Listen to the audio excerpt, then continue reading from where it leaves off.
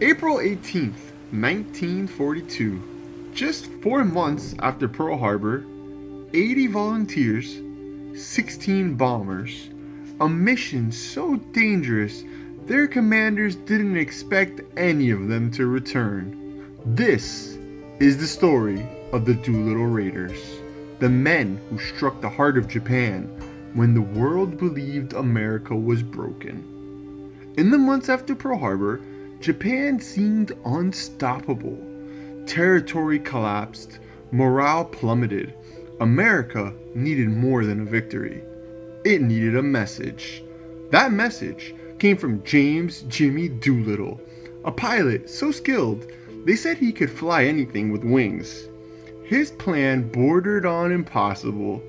Launch Army B-25 bombers from an aircraft carrier, bomb Tokyo, then escape to China, knowing the odds of survival were slim to none. The volunteers trained in absolute secrecy, brutally short takeoff runs, low altitude flying over open ocean, navigation without escorts. Every drop of fuel had to count. To lighten the planes, crews stripped them bare. Guns, radios, armor, even the Norden bomb sight was replaced with a homemade device built from scrap metal. Each man wrote a final letter home in case they didn't return. The USS Hornet carried all 16 bombers into the Pacific. A massive Army aircraft jammed onto the deck built for Navy fighters. Even Doolittle couldn't guarantee they would be able to get airborne. Then, disaster struck. A Japanese patrol boat spotted the task force. It was quickly sunk, but not before transmitting an alert.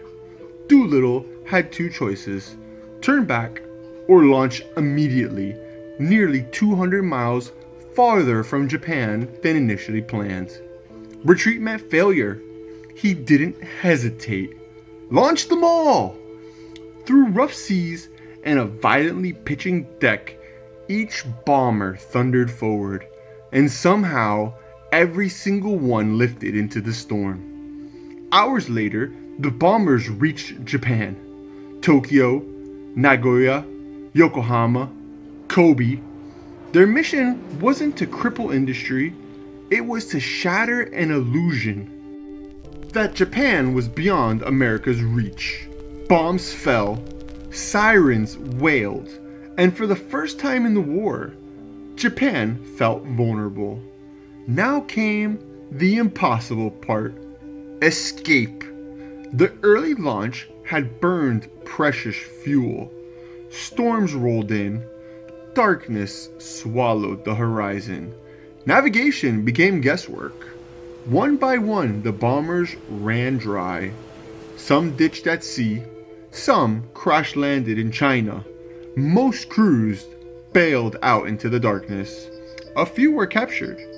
Chinese civilians rescued many survivors, risking everything they had to help them.